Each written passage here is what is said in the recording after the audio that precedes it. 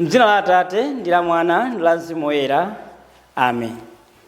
Ndikulandireni abale okondeka mwa Ambuye lero la Mulungu la nambala 20 pa chaka C, lero pa 17 August mchaka cha 2025.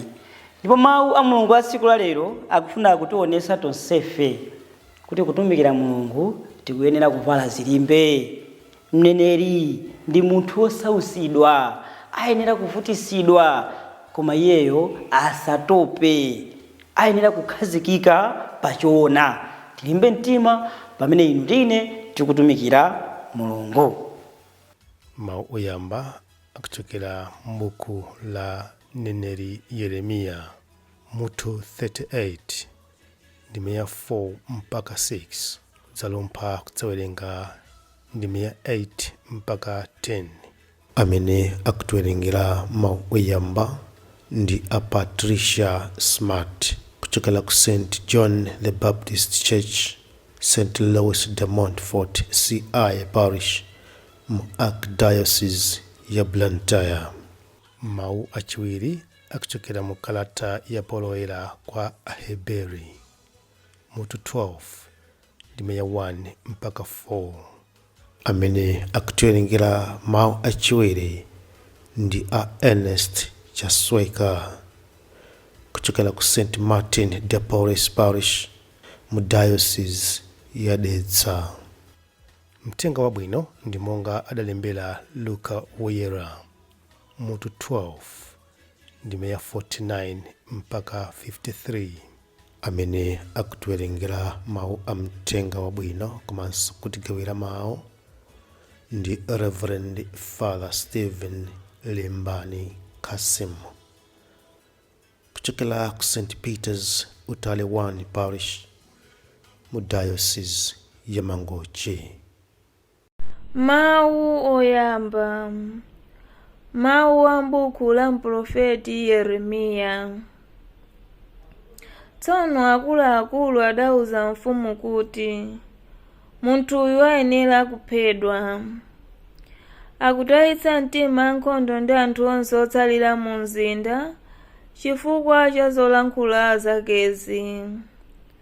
Munthu ameneyu sakuwafunira zabwino anthu, angofuna kuti awonongedwe basi.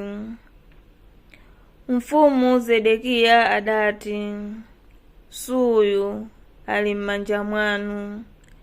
Ine mfumu sindingakuletseni ayi. Choncho iwo aja adatenga Yeremiya nakamponya m'chitsime chimene adakumba Malakiya mwana wa mfumu m'bwalo la alonda a mfumu. Adantsitsira m'menemo ndi chingwe.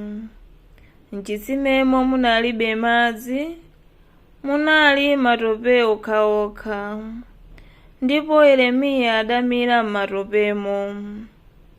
Ebedi-Meleki adatuluka ku nyumba ya mfumu kukayiwuza kuti, mfumu mbuyanga, anthu awa anchita zoyipa kwambiri mneneri Yeremiya, amponya m'chitsime, ndipo poti buledi anatha mu mzinda, adzafa ndi njala m'menemo. Tsono mfumu idalamula Mkusi Ebedi-Meleki kuti, tenga anthu atatu, mukamutulutse mneneri Yeremiya asanafe. Mawu a Ambuye. Tithokoze Mulungu. Mawu achiwiri. Mawu a mkalata yolembera Aheberi. Popeza kuti ponse pozungulira pali mboni zambirimbiri chotere, tiyeni tichotse kalikonse kotichedwetsa, makamaka tchimo limene limatikangamira, ndipo tithamange ndi khama mpikisano umene tayambawu. Maso athu azipenyetsetsa Yesu amene ali woyambitsa chikhulupiriro chathu, ndiponso wochifikitsa pake penipeni. chifukwa cha chimwemwe chimene chinkamudikira, iyeyu adapilira zowawa zapamtanda. Adawanyoza manyazi a imfa yotere, ndipo tsopano akukhala kudzanja lamanja la mpando wachifumu wa Mulungu. Muziganiza za iye amene adapilira udani waukulu chotere wochokera kwa anthu ochimwa, kuti musafokere ndi kutaya mtima. Polimbana ndi uchimo simudafike mpaka pokhetsa magazi. Mawu a Ambuye. Tithokoze Mulungu. Ambuye akhale nanu, akhalenso ndi mzimu wanu. Mawu a Uthenga Wabwino monga adalembera Luka. Ulemu kwa inu Ambuye. Luka mutu 12 kuyambira ndi 49 kulekera 53. Ndidabwera kuzaponya moto pa dziko lapansi, ndipo ndikadakonda utayaka kale, koma ndiyenera kuyamba ndalowa m'masautso akulu, ndipo mtima wanga sukhazikika mpaka zitachitika. Kodi mukuyesa kuti ndidzapereka mtendere pansi pano? Iyayi, kunena zoona, osati mtendere koma kugawikana. Kuyambira tsopano m'banja limodzi muzakhala anthu asanu ogawikana. Atatu azakangana ndi awiri, ndipo awiri azakangana ndi atatu. Bambo azakangana ndi mwana wake wamwamuna, mwana wamwamuna azakangana ndi bambo wake, mayi azakangana ndi mwana wake wamkazi, mwana wamkazi azakangana ndi mayi wake, apongozi azakangana ndi mkazi wa mwana wawo, ndipo mkaziyo azakangana ndi apongozi akewo. Uthenga wa Ambuye. Ulemu kwa inu Ambuye Yesu Khristu. Abalanga okondeka mwa Ambuye, lero la Mulungu pa 17 August chaka cha 2025, mawu a Mulungu amene mpingo watipasa akufuna kuti atithandize kumvetsa bwino inu ife amene timatumikira Mulungu. Mawu otisogolera akunena kuti mneneri akuyenera kusautsidwa, akuyenera kumva zowawa. Kuti timvetse bwino mawu a Mulungu a tsiku la lero, tione makamaka historical content zimene zimachitika mu nthawi ya mneneri Yeremiya. Yeremiya adalamulira mu nthawi yovuta kwambiri. Nthawi imeneyo kunali nkhanza zosiyanasiyana zimene zimachitika makamaka mzaka za 626 BC. Tiona kuti pa nthawi imeneyi kuphana kunali ponseponse, ndipo pambuyo pakupasuka mzinda wa Yerusalemu mchaka cha 587 BC, anthu adapitirira kuvutika, kuzunzidwa mu nyengo zosiyanasiyana.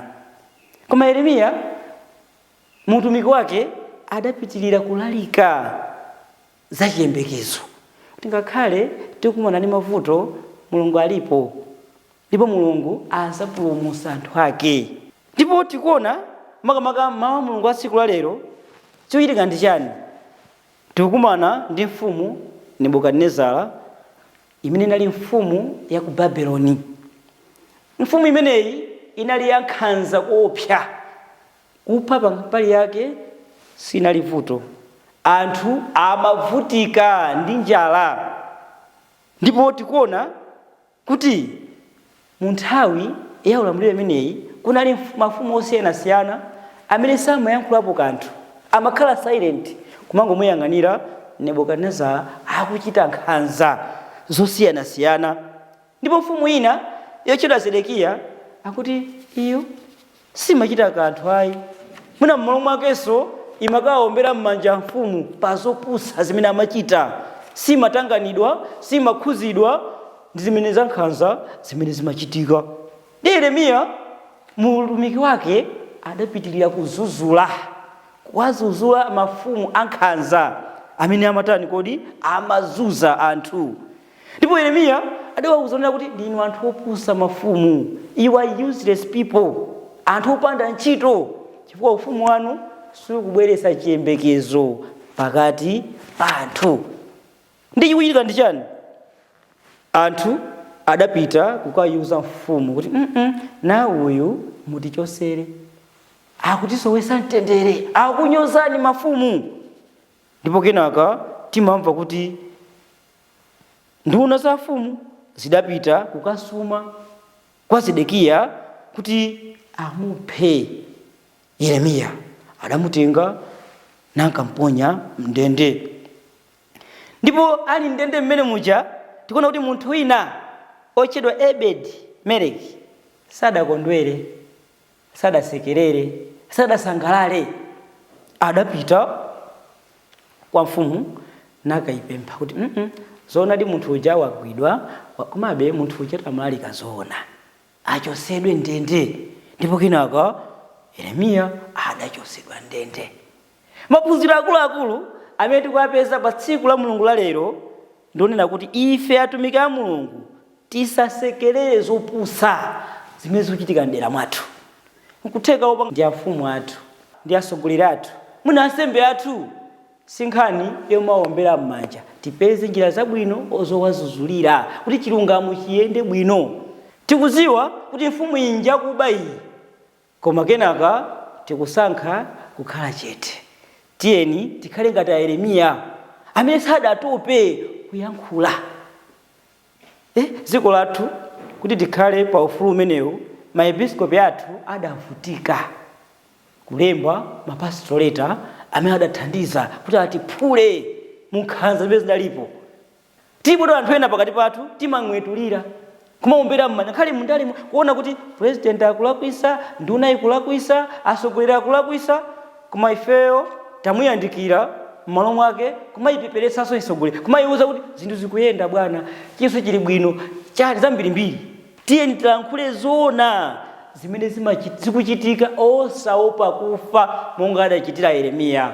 Yeremiya amadziwa kuti mafumu amene akuwawuza kuti ndinu anthu opanda ntchito anali ndi mphamvu, nduna zawo chani, koma tikuona kuti iyeyo sadaope.